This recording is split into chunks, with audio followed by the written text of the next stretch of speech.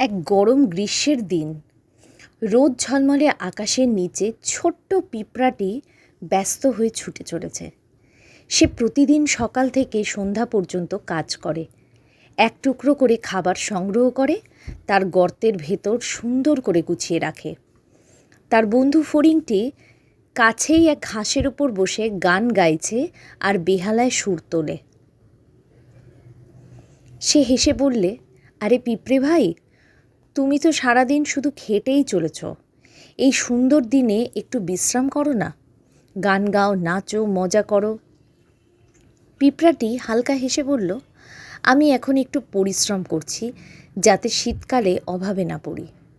কিন্তু ফড়িং সেই কথা আমলেই নেয় না। সে দিন দিন খেলাধুলা আর গান গেয়ে সময় কাটায়। তার বিশ্বাস গ্রীষ্ম চিরকালই থাকবে। এইভাবেই গ্রীষ্ম কেটে যায়। বাতাসে হিমেল হাওয়া বইতে শুরু করে, গাছের পাতা ঝরতে থাকে। আর একদিন হঠাৎ করেই চারিদিকে বরফ পড়ে, শীত এসে গেছে। শীতকালে পিঁপড়ার গর্তটি থাকে খাবারে ভর্তি, আর ভিতরে আরামদায়ক উষ্ণতা। সে আরাম করে বসে গরম স্যুপ খায় আর বাইরে ঠান্ডা বাতাসের শব্দ শুনে গান গায়।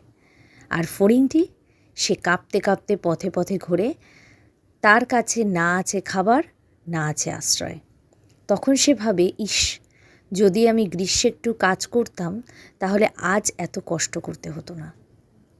তাই সময় থাকতে প্রস্তুতি নেওয়াই বুদ্ধিমানের কাজ।